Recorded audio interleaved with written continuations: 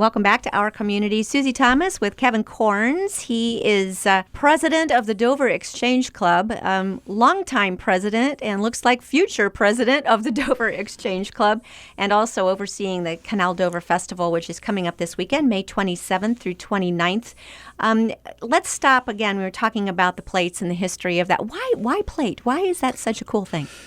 It's just a one way, as a fundraiser. Mm-hmm. We hold a plate auction for the number one plate, and we're just so pleased that we have support of the individuals throughout the community that come out and bid up those plates, because all that money comes back and we use it back in our support of the communities and stuff.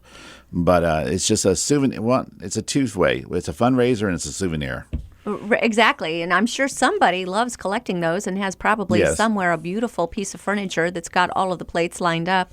Who does the artwork? Various people. Through the years, we've had artists. Mm-hmm. We've had students of art classes from Dover High School and Dover Middle School. We've done some newer technologies in the last few years with computer-generated artwork. Oh, yes. So it's just a wide range of different talents that go involved to create our plates. And this year, celebrating did you say 75th anniversary? The 75th anniversary of Allied Machine. I would think more than one person is going to want that plate. Are there ways for other people to get the plate? Right. We'll have plates for sale at the auction that you can bid on.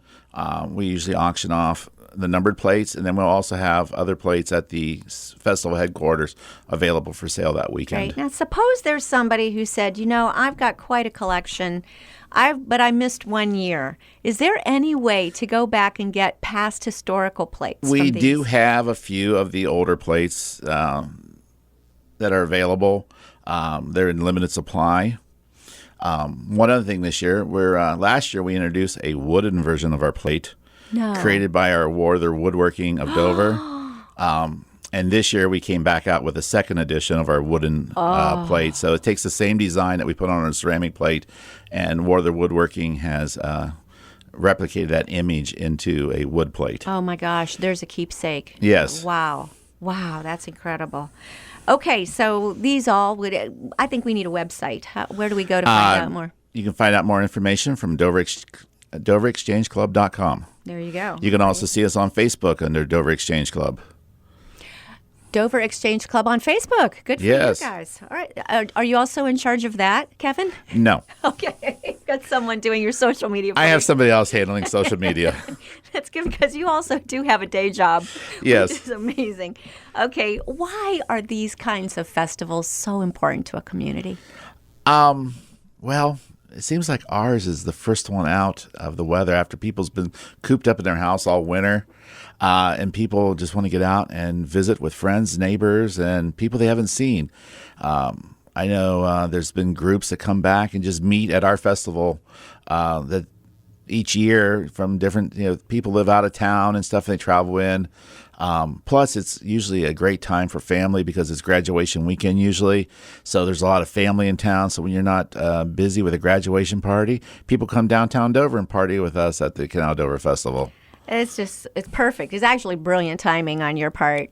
Okay, and we do know what part of the proceeds are going to do. $10,000 in scholarships for Kent State University at the Tuscarawas branch campus. But folks, I believe, would be really stunned and surprised to hear all the things that the Dover Exchange Club is involved with and the support you give to children and children in need. Can you touch on that a little bit? Yeah, some of the different organizations. We're a corporate sponsor of the Rainbow Connection Telethon held annually in Tuscarawas County. They're there to support. They're a great organization supporting and helping to defer costs and medical needs to get equipment for families and children that need certain medical equipment. We also support the community hospice, the hospice house. The youth, they also have another program we support is their youth bereavement camp, where they take children to a summer camp that have lost a parent or something, and they're able to spend some days with other kids in the same situation because it's a difficult time when you lose a parent or something. So this is a way they're able to have some fun and start rebuilding their life to normalcy. We also support the Dover schools with their middle school DOC program, the Dover Kids Care, youth athletics, Dover Little League Baseball, Dover Youth Soccer, and their Soccer for All program. Some people might not know what Soccer for All is. Soccer for All program is is part of the Dover Youth Soccer Association, and that is a program where kids with disabilities can come out and experience a team sport. Some of them are in wheelchairs, some of them have other disabilities, so they involve all children out to let them have a little kid time on the soccer field. Awesome. It's awesome. We also helped. Donated. We were able to support the Union Hospital emergency room expansion and putting together a pediatrics exam room. We supported that. There's just a lot of different organizations that we support. The Tuscarawas County Soapbox Derby, the Food Pantry. So the list goes on and on. When you're talking about this, how other ways do you raise these kinds of funds? Or does this all come from this one festival? Well, a lot of it comes from the one festival. Wow. Some of the other we earmark. We have a couple other fundraisers each year. In the fall, we do a spaghetti dinner. And that proceeds from that goes and helps supports our foster children program.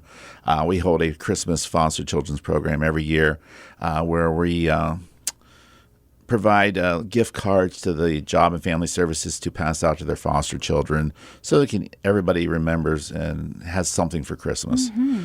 We also hold a Christmas party where we bring some foster agencies in with their family and kids, and Santa Claus makes an appearance. We hold a dinner, and we have presents for them. So it's just helps them to adjust, because a lot of times in the foster kids' mind, those little kids, they're so adorable. They don't know if Santa Claus is going to find them because they move around. So it's just one way for them to remember that Santa Claus is there, that people care, and everything. Yeah. Is there anything that you are not involved in? This is amazing. You've got child abuse, foster care, the hungry, everything. You're into everything. We're a little bit of everything. And was this on purpose, or did it just grow? It fits within our mission of supporting and bettering the lives of children of Dover. Yeah. Well, all the children Yes. of Dover. It's just amazing. It's got to be fun. You, with your position that you are in, you've got to have some really fun behind-the-scenes things. These things don't happen by themselves. It takes a huge village to put on a village-type event of this magnitude. Tell us a little bit about the behind-the-scenes planning and what's gone in to get ready for this. Well, naturally, I have a great bunch of members. They support each event, and they believe in these causes, so they will work their hardest and everything they can do to make these things happen. Festival planning it's a year-round planning. We start right after one festival's over with, we start initiating the other one. It kicks in higher gear about January. So, it's just not an overnight plan to put on a festival, but it's a year-long process. Same way with the other events, our spaghetti dinner and our chicken barbecue on Super Bowl Sunday. We plan out, and it's just clockwork now. We've done them the last few years, so we know how long it takes and what it's going to take and who's it going to take and everything, and it's just we organize and timeline it out and to achieve success on each event we do. And you meet once a week. We meet once a week, every Tuesday night at 7 o'clock at the Sunnyside Store in Dover. Well, that sounds so good. There's got to be some folks saying, I would love to be a part of this. How do they get involved? They can reach out to any of the Dover Exchange Club members. They can email us at Dover Exchange Club. Get our website at doverexchangeclub.com, Facebook at Dover Exchange Club. And they're welcome to, perhaps someone's got their sights on serving as president someday. They can more than welcome to join it or stop by the Sunnyside Store every Tuesday night at 7 o'clock and just pop in for a meeting. You don't mind ever becoming past president? That is my goal in life. Goal in life. Well, everyone needs a goal. But on a more serious note, what does it mean to you personally to be involved in this kind of an organization that honestly has this much of an impact on so many people's lives? It's one that I can be proud of. I'm proud to call myself a member of the Dover Exchange Club. People in my community know what we do and how we benefit the community. So I'm proud to be part of making Dover a better place. That's awesome. And truer words were never spoken.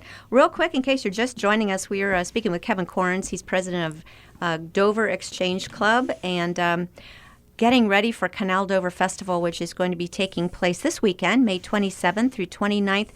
Real quickly, we've got about a couple of minutes left. If you could just kind of run down what's going to be happening. Okay. Well, we kick off Friday night once again. There's entertainment starting 8 o'clock on both of our two stages. On Saturday, we have our parade at noon. We have our plate auction at 1 o'clock. And then following it, we have our Dover High School Marching Tornado putting on a concert on the Main Street stage. And we conclude that night at 8 o'clock with the band Half Fast and Valley Town on each of our stages. Then we kick back off with Sunday. We have our Big Wheel race at 12:30. You can stop down around about 12 o'clock to start registering for the Big Wheel race. It's on our Main Street stage. In the afternoon, we have our Dover Doo-Wops. It's the high school show choir. Comes out and puts on a performance, and that's always a great show. The kids do a fantastic job. Then we have also other entertainment, local favorites of Daniels and Reinhardt on our Walnut Street stage. And then Sunday night, one of the community favorites is the Domino Greco Band puts on their performance at 6:30 on the main stage from 6 to 8. And then at 8 o'clock in our Walnut Street stage, we conclude our festival with New Wave Nation. Oh, great. And that's a favorite band of the area. Okay, Big Wheel race. So you're talking about the children's rides? The children's Big Wheel rides. Who rides in these? The kids. Okay. We set up a little course, and whoever can pedal those little things down the street the fastest. Okay. Is there one cost to go to everything, or do you pay day by day, or how? It's important as a fundraiser. How are these funds raised? The cost is free. You're kidding me. No, the cost is free. Well, that's a funny fundraiser, Kevin. So. Well, we generate our money from our vendors.